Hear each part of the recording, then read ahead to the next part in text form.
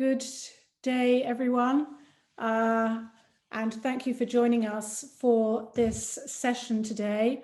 For those of you who have just joined us, there is another session still taking place. It is running a couple of minutes late. So we may have other people joining us, some latecomers over the next couple of minutes. But we would like to keep things on track for the benefit of all of you who've arrived on time. The concurrent sessions in the conference bring together diverse professionals, experiences, and perspectives. We look at new research, evidence, strategies, and practices, and engage with our peers on emerging issues. We encourage you all to actively participate and ask questions and share ideas with presenters using the chat box. I take it most of us are familiar with Zoom functionality by now. If there's time, a couple of us may be able to ask questions through the microphone, but we are trying to keep it to, we have two 30-minute segments today. I will now introduce our first panel. Our first leader is Dr. Teshome Desta from Zimbabwe, who is going to lead the first segment of the session, and I will hand over to you. Thank you.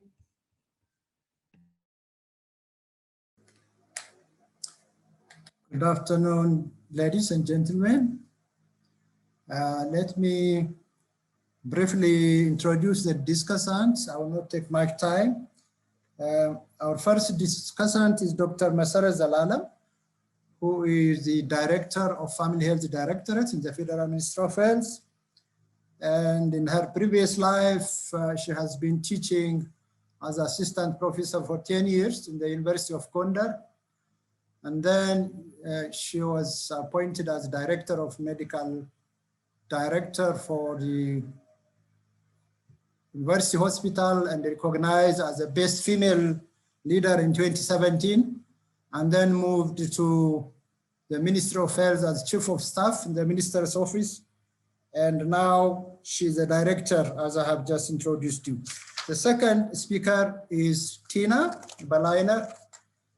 She holds a master's degree in public health with a vast experience in public health, and she's leading the ECD agenda with passion in the Federal Ministry of Health. And the third speaker is Nasibu Gonafer. He's also a public health expert with over 10 years experience. He's also leading the ECD project in Ethiopia with the PAS country office in Addis. So we have about 30 minutes as has been introduced. So we'll have 20 minutes for presentation and 10 minutes for discussion. It will be a joint presentation. And now I'll call upon Tina to start, and then Dr. Masarat will follow. We'll have about 16 minutes to do the presentation. Over to you. Thank you.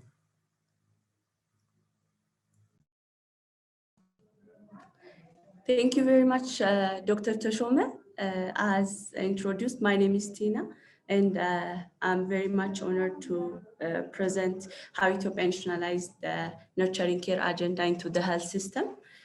So I'll be presenting the first two slides. So Ethiopia is a big country with a population of more than 100 million, of which 40% are under 5 years of age. The country has managed to significantly reduce under 5 mortality in the past 3 decades. However, speaking beyond survival, as evidences such as the Lancet indicated, majority of under 5 children are at risk of poor development. And this number is very much elevated in sub-Saharan Africa. And as per the estimate from the countdown to 2030 women, children, and adolescent health, in Ethiopia, 59% of under 5 children who have survived are at risk of poor development.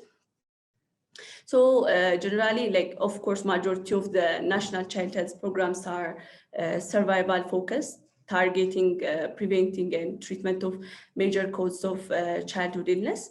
And all these health service programs have resulted in substantial reduction in morbidity and mortality. However, interventions like responsive caregiving and early stimulation, which have great impact on the child development, were missed. Moving to the process that we have gone through to integrate early childhood development program, the first thing was that we came across to the Lancet finding, which showed majority of survived children are not reaching to their full potential, and also the impact of ECD and why governments need to invest on the early childhood development. Having all this in mind, we have discussed on how to proceed on initiating the program and establish the early childhood development technical working group. And through this, through the established technical working group, we have tried to evaluate what has been done so far, and also arrange different experience sharing visits to learn from other countries. For this, PAS and UNICEF were supporting us. So some technical working group members went to Mozambique and learned on how the health system tried to integrate early childhood development. And also some went to China to visit the ECD centers. During the China visit, it also accommodates participation from the education, labor and social affairs sectors. So we learned about the ECD centers and also the importance of multi-sectoral collaboration in implementing early childhood development. Following that, in around mid-October, majority of the technical working group members participated in the operationalizing the nurturing care framework workshop. And this workshop laid a great milestone in understanding the nurturing care framework. And also it showed us the role of different sectors in implementing this framework. Then after that, in early November, after a series of learning visits, there was a debriefing meeting with the sectors participated in the China visit. And we have agreed on having high-level sensitization workshop to advocate the nurturing care framework and bring higher officials from each sector on the driver's seat. So the high-level sensitization conducted, and overall there were more than 200 participants. They were high-level officials, directors, experts from line ministries, regional bureau representatives, core developmental partners at country level, international participants from WHO and PAS, different public and media, private medias were part of this. And it went as desired. That means higher officials sensitized on the early childhood development agenda, and multi-sectoral collaboration towards implementing ECD also strengthened. Line ministries, developmental partners, and other member stakeholders pledged to implement the nurturing care for early childhood development. So at the first step, we agreed with different sectors to revise the pre-existing early childhood care and education policy framework. This policy framework was developed 10 years back and not operationalized, and well known by only the education sector. So we initiated the revision process and aligned it with the nurturing care framework also. So while doing so, we have this research advisory group in Ministry of Health at the Maternal and Child Health Directorate. And the role of this group is to generate evidence every year as a way to support the program implementation. And this research advisory group has different thematic areas like family planning, maternal health, child health. And we established additional group for early childhood development to support the implementation of the early childhood development intervention. And so far, this group generated 2 evidences. Then our next step was like, while some activities initiated in collaboration with other line ministries and developmental partners, there was a need to build the capacity of the country team. This is to better integrate the early childhood development in the existing RMNSH platform. So the CCD, that means Care for Child Development, TOT, was provided in collaboration with WHO, AFRO, Afghan, PAS, and UNICEF. Then after that, between the months March and May, we have conducted also a situational analysis.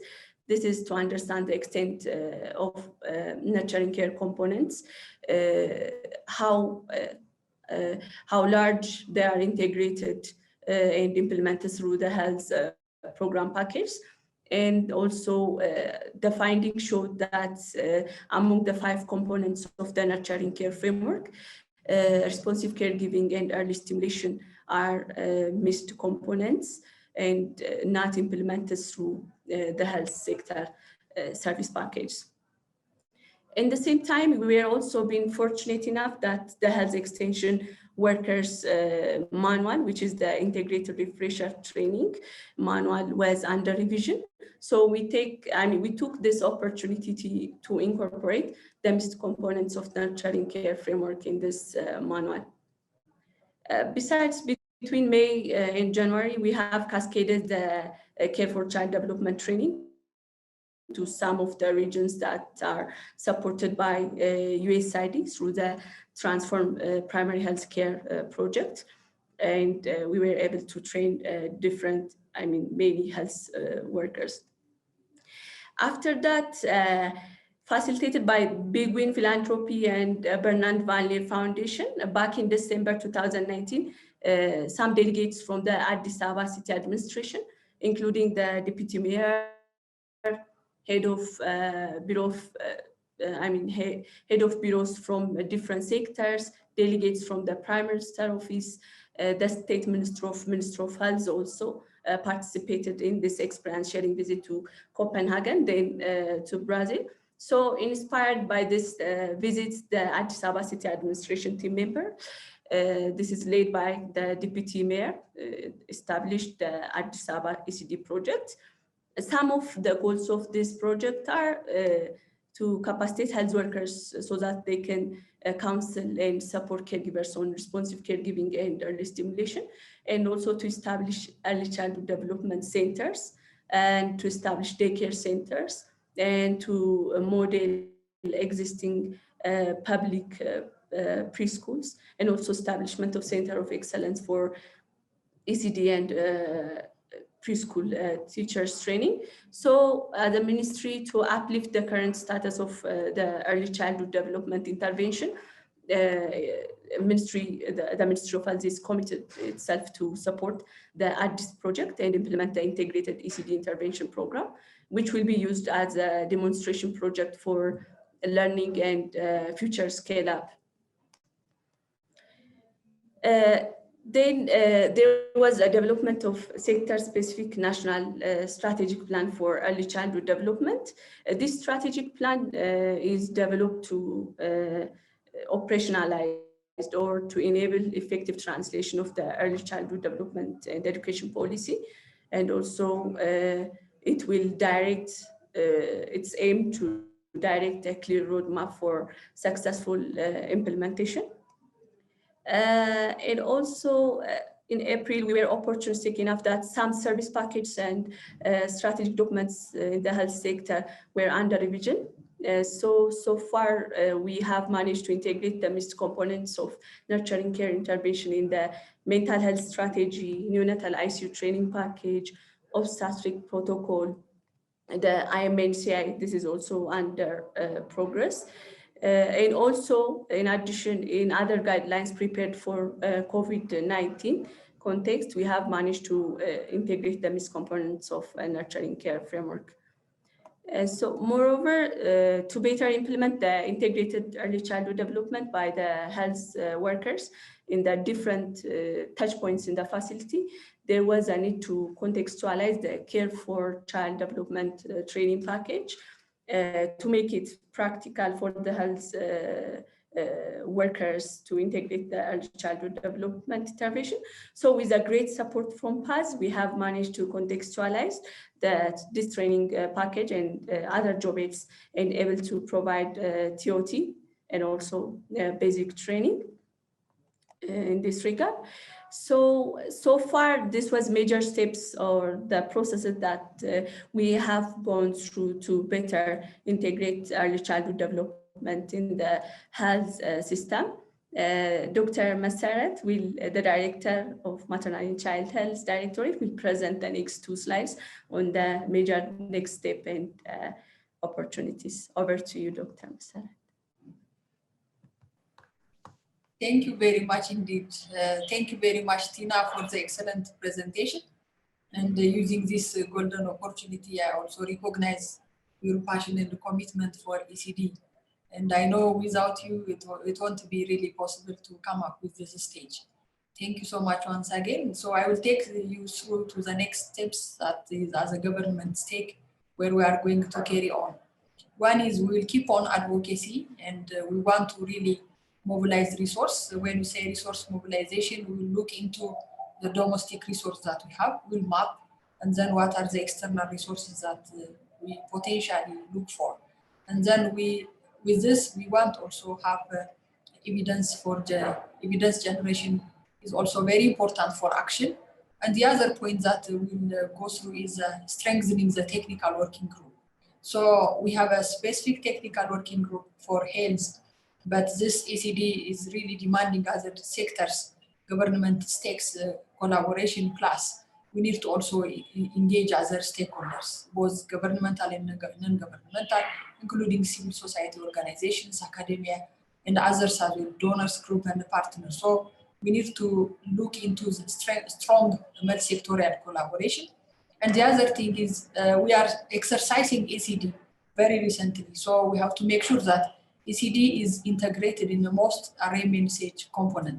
So we look for what is the missed element, and then we want to really make sure that ECD is incorporated in each segment of array stage element. And the last point that we are going to step up is provide support for sectors. So all sectors may not have the same context like health. So we need to contextualize. We need to also provide support for the different sectors. So unless we move forward this way, jointly with the collaboration, it may not be really successful enough. So that is the point that we will take you to the step-up points that I would like to highlight. So the next one, perhaps I will take you to the last slide. What are opportunities? I don't want to mention challenge or limitation. We want to really make the challenge as an opportunity. So one of the big challenges that most of the cases that we always say there is a staff turnover. So we want to use this opportunity, how we can really manage it. So we have to use the existing government structure and the platform. So there are still challenges, so we have to change into opportunities. So other competitive priorities I can mention, one is COVID-19 as a global pandemic. As a pandemic, I can mention, we are still suffering with COVID here and there. So competitive priorities might be there, and then the extent of the coordination among sectors might not be as it is as we really wish, and the current global situation here and there.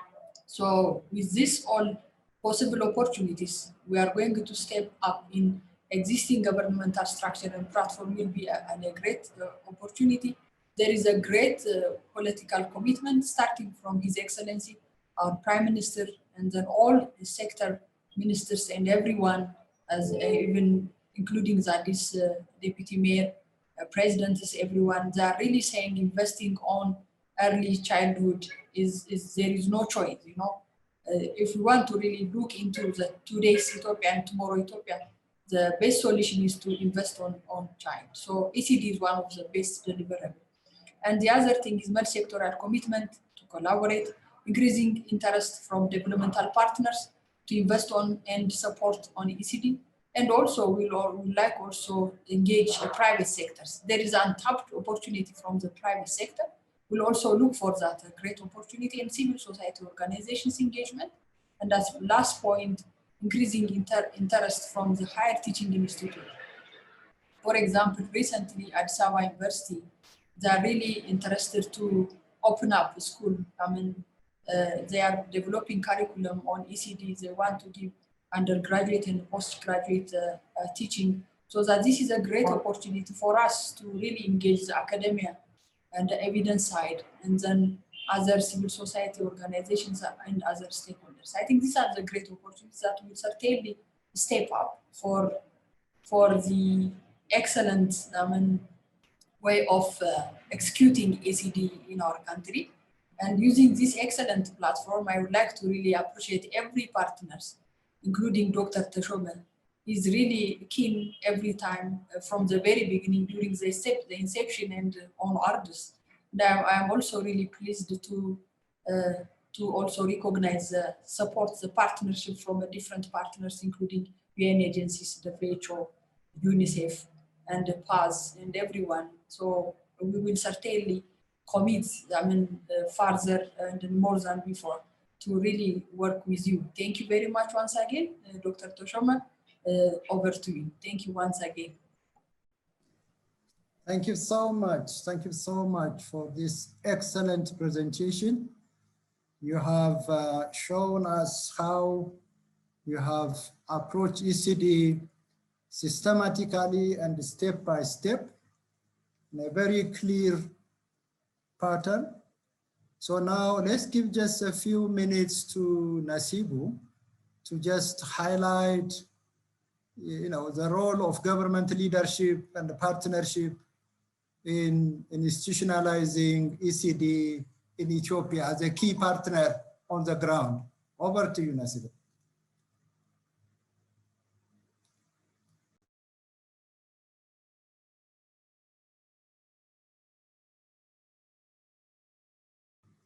I think you are muted, Nasibu. You are muted. Please unmute yourself.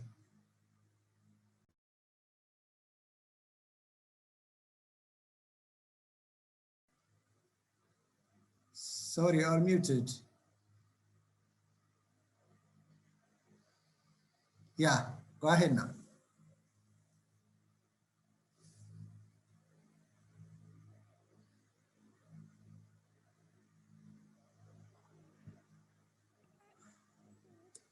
This is Caroline Sargent, helping with this session. Perhaps while Mr. Nasibu resolves his audio issues, Dr. Teshome, you can expand on some of the points being made here.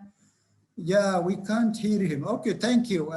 Maybe Tina, you can unshare your presentation. Yeah, thank you. So we can use the rest of the time for questions and answers. Colleagues, you have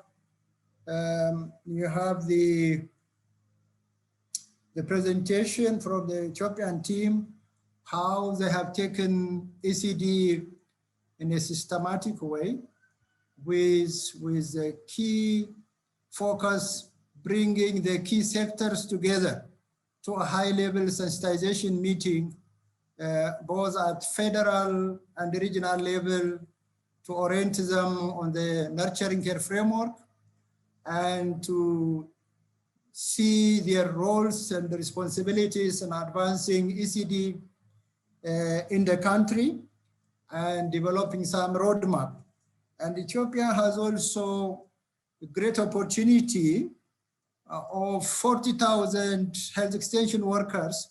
So ECD was integrated into the integrated refresher training course materials for health extension workers. And also they have integrated into other training materials. I think let's hear from the participants if they have any questions. I have been monitoring the chat. If they have any question, but I have not seen any question. So maybe I can use the time to ask a few questions so that they can elaborate to the audience. Maybe if you can highlight how you have integrated nurturing care into the health system. What does it mean when we say you have institutionalized, integrated nurturing care or ECD into the health system? Can you give some insights? What exactly has happened? And also, do you have any specific tools to advance ECD at service delivery level. Please go ahead, maybe Tina, since Nasibu has a problem. Over from my side. And then I will take any questions. If you have any questions, please raise your hand. I'm monitoring the screen, and Hilary can also help me if I have missed any hands. Over to you, Tina. Oh, okay. Thank you, Dr. Tashome. Am I audible? Okay. Okay. You are audible.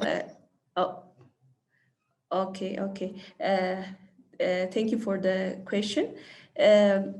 As I have tried to explain that we don't, at a national level, we don't want ECD to be a standalone or a parallel program, since when we say ECD, the intervention is nurturing care intervention, and this intervention has 5 components. And from the 5 components, the missed components are responsive caregiving and early stimulation. So when we talk about ECD, or when we say ECD, we're talking about the integrating the missed components into the health system. So what we did was, like, currently we have trying to set up the enabling environment by integrating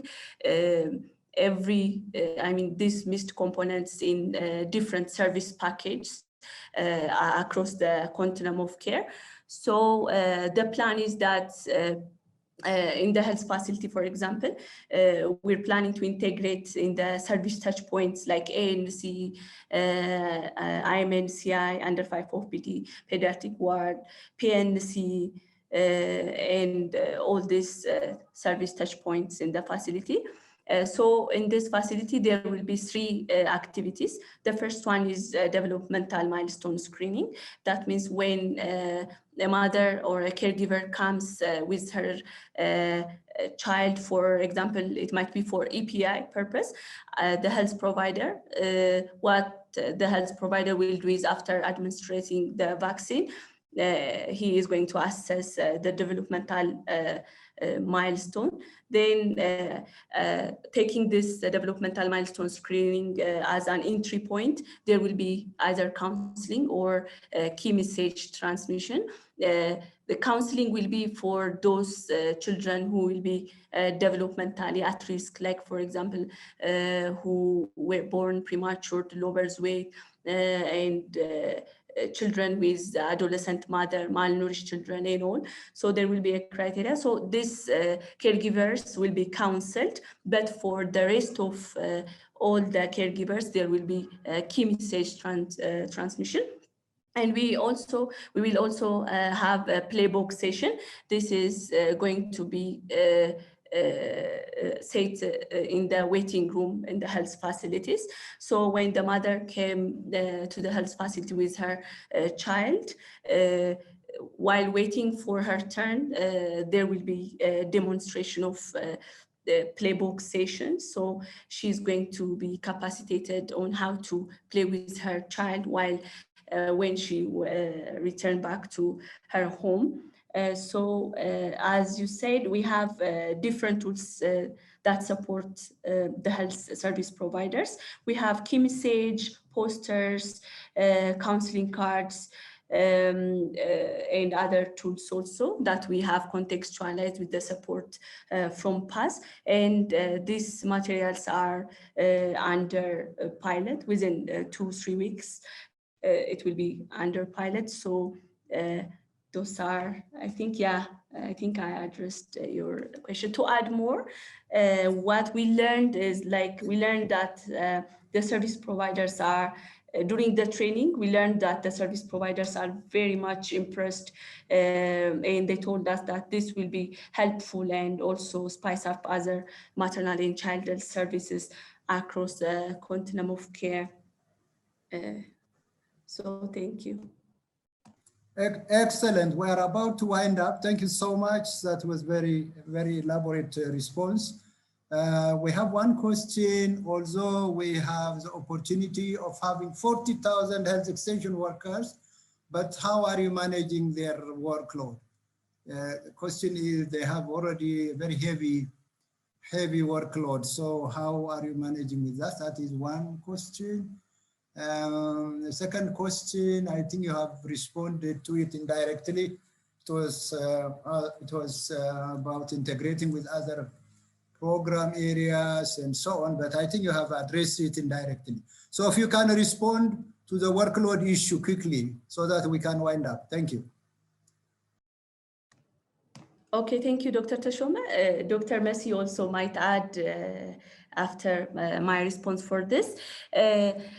At MOH, we have this Health Extension Program Directorate, and they are working on optimizing the health extension program. So as part of optimizing this program, additional health extension workers will be also, added or enrolled. So that will very much will be helpful to ease the burden of the health extension workers. And as I said it for the health extension workers, it's not going to be that much big task.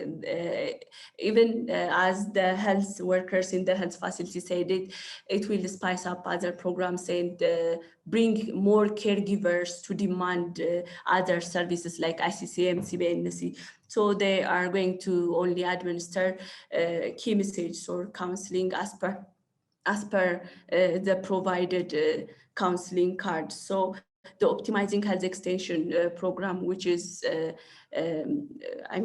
on progress, will solve this and other issues as well. Thank you so much. I think we're almost up. Thank you very much. Thank you, everybody.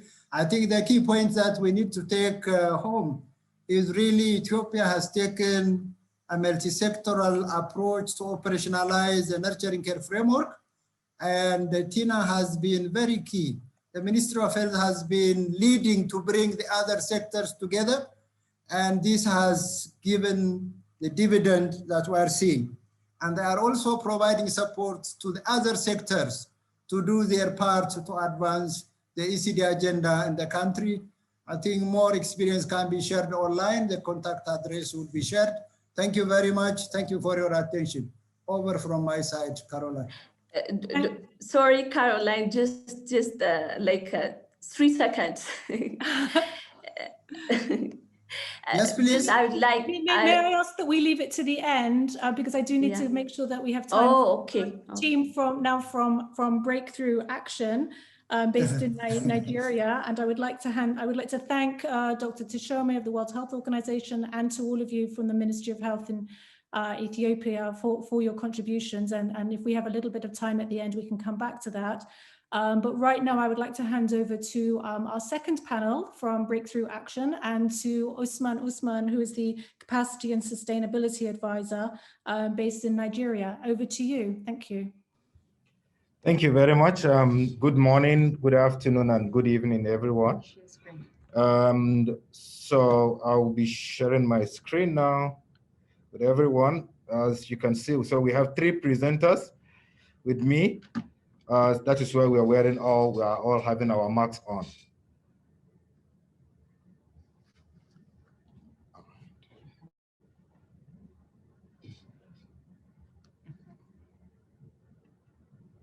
All right. Once again, good day. So like I said, we have the 3 presenters that will be presenting this paper. We have Amina Bala. Amina Bala is the Senior Community Health Advisor for the Breakthrough Action Nigeria project. We have Gloria. Gloria Adoyi is the advisor on maternal and newborn and child health for the project.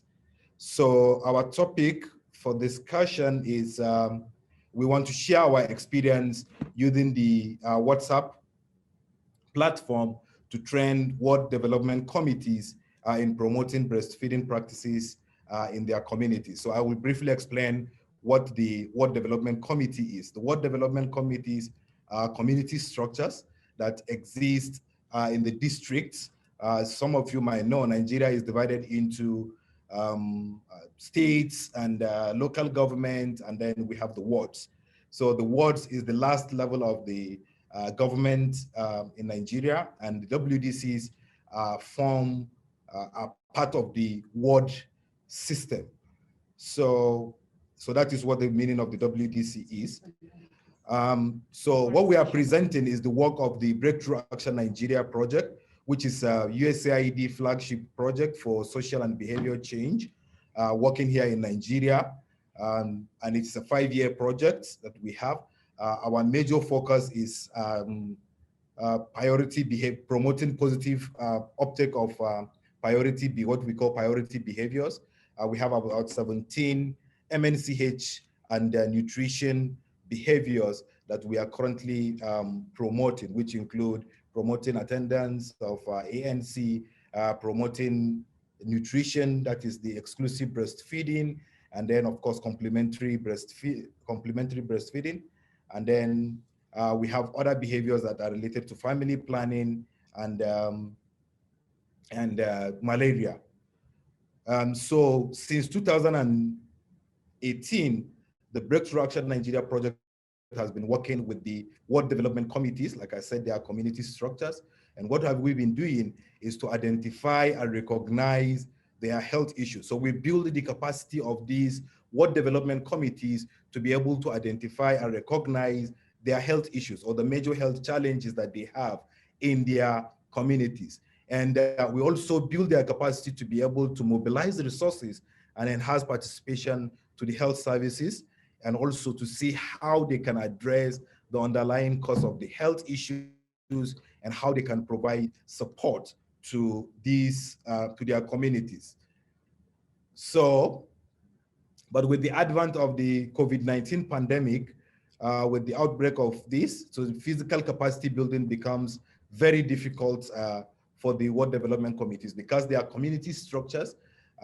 We actually have, so all this while we have been building them, we have been working together in face-to-face interaction. So with the, like I said, with the outbreak of the COVID-19, that becomes very difficult for us to do.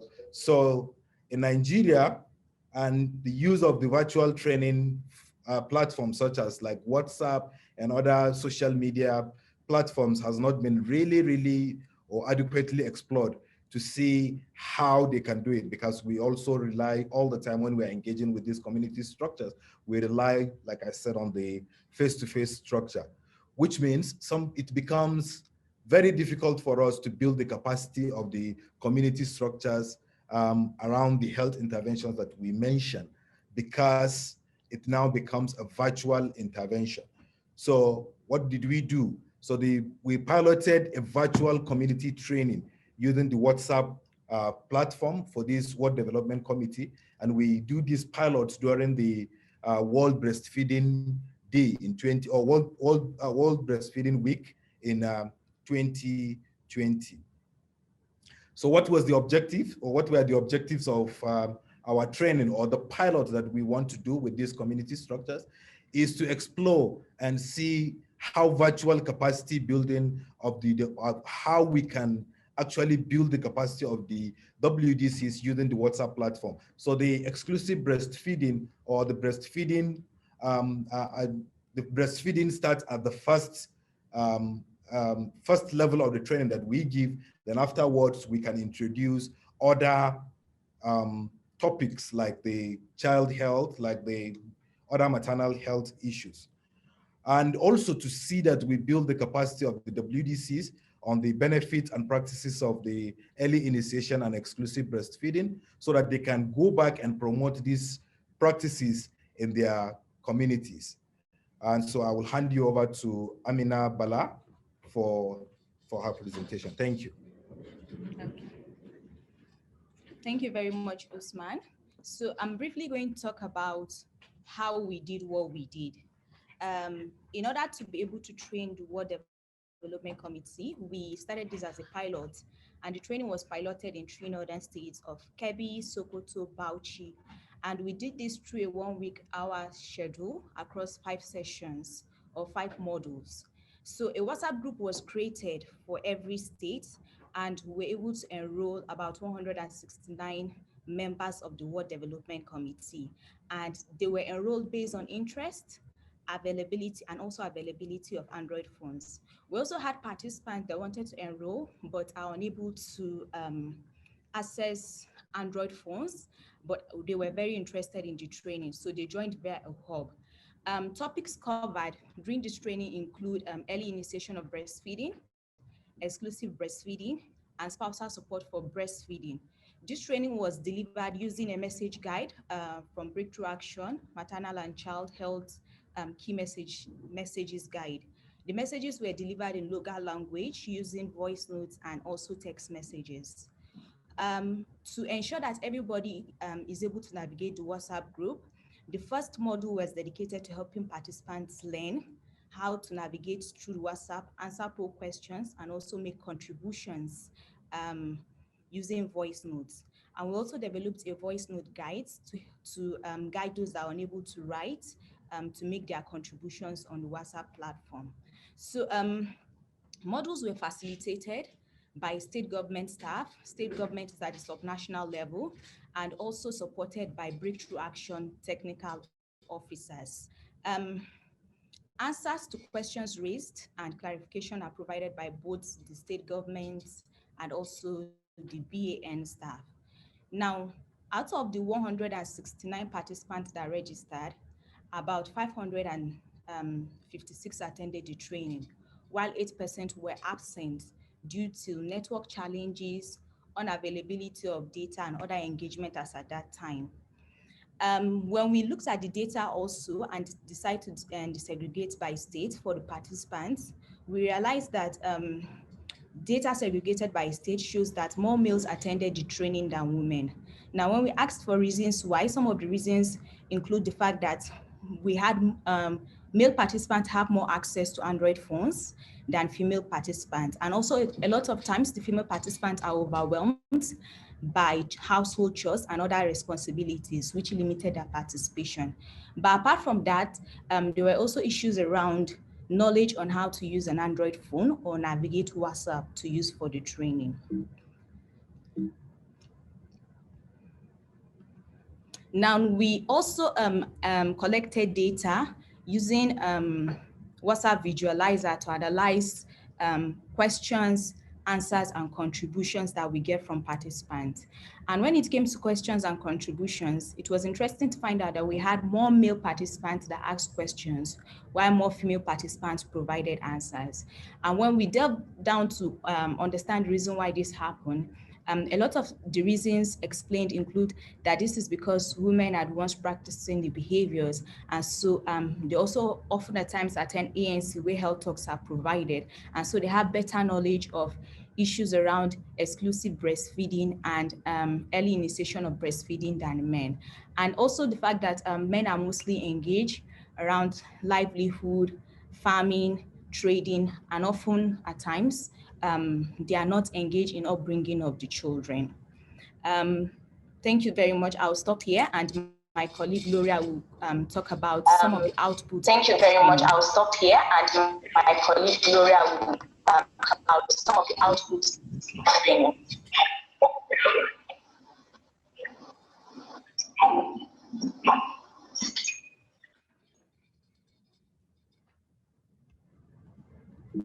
Are you sure?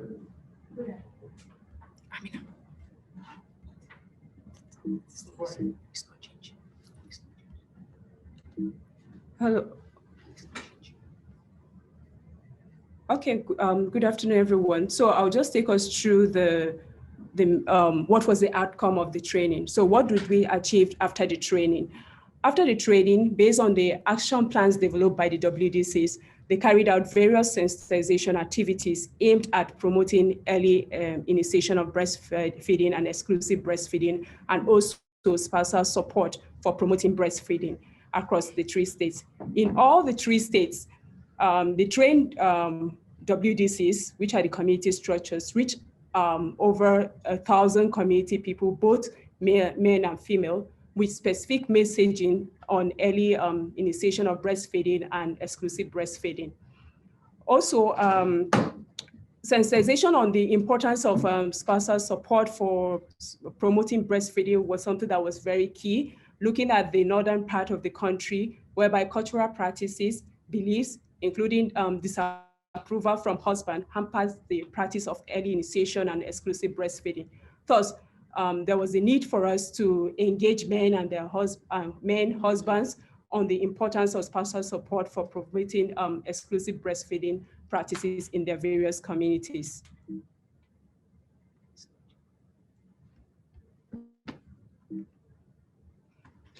Okay, so after that, after the World Development Committees went after the training, what was the reflections? What are those key things that we need to change or we need to keep while implementing?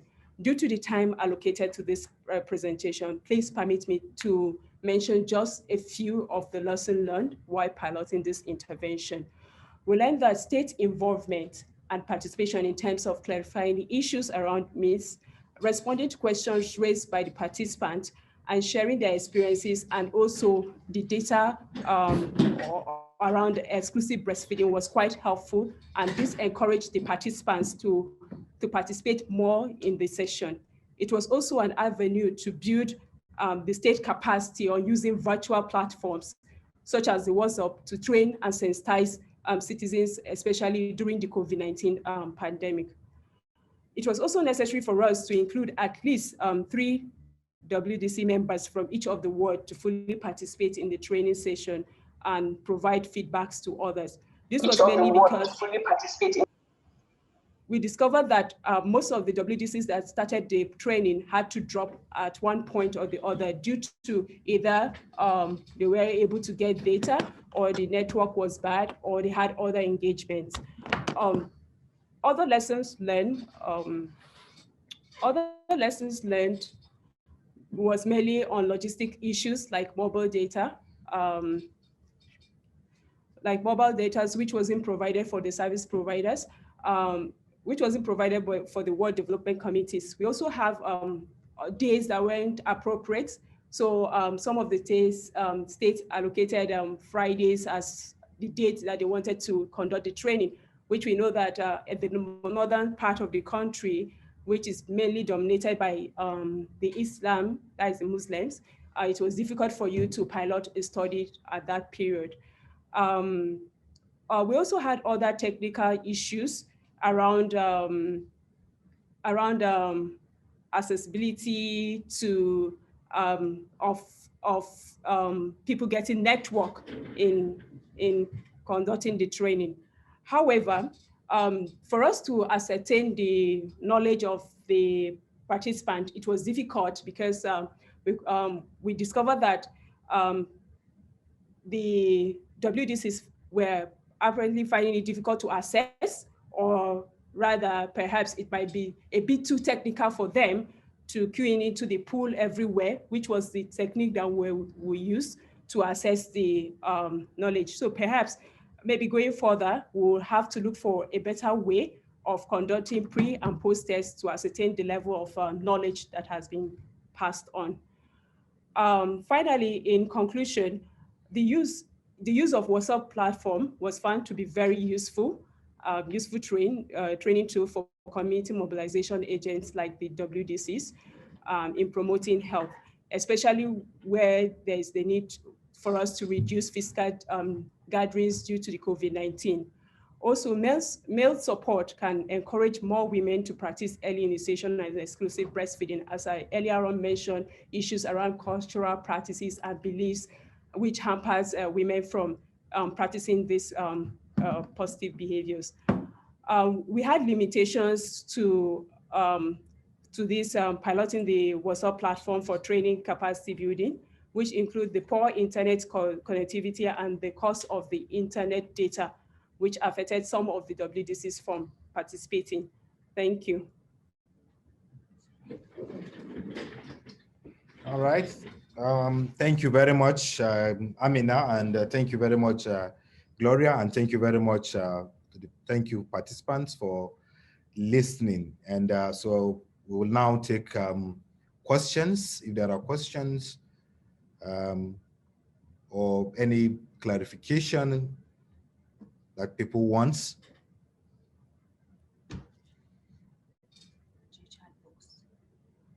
Okay.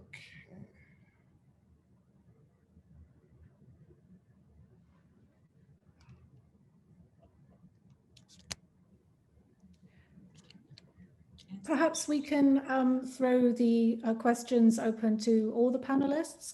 So if there's anything for the breakthrough team, breakthrough action, or for the speakers from the earlier panel as well.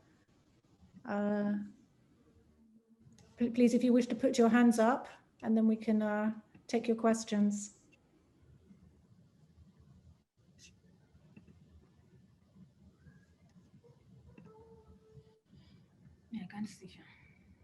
We'll give people another minute or so while people are formulating questions. We do plan to end on the hour, and following a short break, we will have our marketplace sessions. And during that break, obviously, feel free to look at the poster halls and the exhibitor halls. Do we have any questions here for our speakers this morning, this afternoon?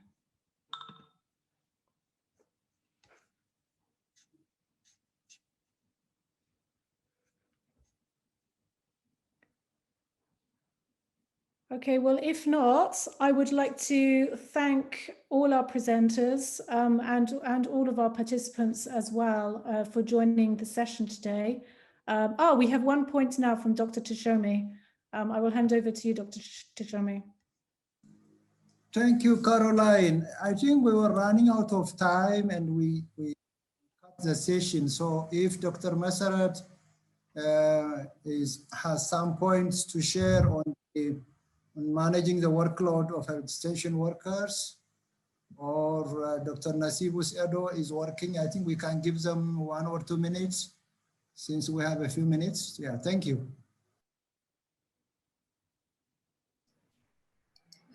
Thank you very much, Dr. Tashome. In fact, Tina has really well outlined the points about the workload for the health extension workers. You know, we are starting to optimizing the health extension program, plus we are also working on the 15 years roadmap for the health extension program, and then we will certainly address such workloads in that aspect. And then for the time being, I can assure you that it's not a work burden, rather it will certainly facilitate their activity towards reaching every child in terms of the benefiting the child from the health and then beyond health as well. So that will be the top priority for us, to really look into reducing the workload of the health extension workers. And we'll still work on the capacity building and then looking for other innovations as well, how we can really step in for the betterment of the implementation of the early childhood development. Thank you very much indeed. Thank you once again, Dr. Tashome, Caroline, Tina, and if Nasibu can say something, I will also give the chance for Nasibu. Tina, and if Nasibu can say something, I will also give the chance for Nasibu. Yeah, thank you. Can you hear me now? I think now it's fixed. We can hear you, Yeah, Nasibu. can hear you, can hear you. Can you hear me now? We can hear you. Yeah, can hear you, can hear you. Yeah, thank you very much. Thank you very much, and all of you for your precious time, and sorry for the audio problem. I was to talk about the partnership and coordination, which was very critical for this success. And not only the partnership and coordination, but the strong leadership and commitment from the ministry, including Dr. Meseret and Tina, as well as other leaders, was very crucial. And also the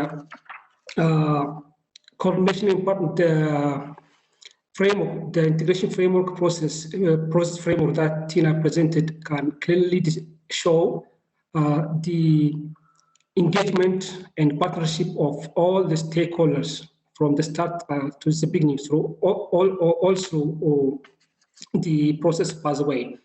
Above all, the ECD technical working group, which involved experts from various organizations, including the universities, government sectors, societies, local NGOs, international NGOs, UNHCR, and World Bank actively engaged in collaborative effort that helped in achieving this great success in early integration of ECD into the health system. Through this, there are great outcomes and output from the integration process, which include produced document of situational analysis, policy and strategy, revised guidelines and manuals, adapted CCD package, trained master trainers, service providers, and sensitized stakeholders. All these are achieved as a result of a strong partnership and coordination, and also as a key participation engagement of the technical group from all the stakeholders and partners. And also the MOH leadership, as I said, was very crucial. And Tina, she was a change agent and she was a success factor by herself. Dr. Maseret and also other leaders created enabling environment that supported achievement of this success. With regard to the workload on extension, health extension workers, we are working on, we developed simplified tools that Tina mentioned, and also a simplified approach that will be institutionalized or integrated into existing health system. And we have tried to use best practice and learning from other countries where PAS and other partners and countries have a good experience in ECD implementation. And we think the tools and approach we are using for integration are simple. And also we are piloting in a learning site in Addis Ababa and other parts in the country. So after 1 year, we are conducting an assessment to see the learning and update or improve the tools to make them simple. So far, what we are seeing is it's very interesting, and even it is helping, or it will be helpful to increase demand and service utilization for the existing health service. And it has an approach which improve community engagement and other stakeholders engagement, even that will facilitate help and support for extension workers from other stakeholders in community itself. Thank you so much. Over to you. Thank you so much. Thank you, Onesibu. Thank you, Dr. Maseret. Over to you, Caroline. Thank you so much for accommodating us. Thank you. Thank you all very much, and thank you to both our panels today for sharing. I mean, in the spirit of the themes of the conference, which are to mobilize, strengthen, and share. I think we had some very good examples from this, and I encourage you all to communicate with each other and to follow up via the discussion threads, or you may reach out to the participants through the various channels. On that note, I will end this session, and we look forward to seeing you in the marketplace sessions, and then we have our final closing plenary session at the end of the day. Thank you all very much. Goodbye for now.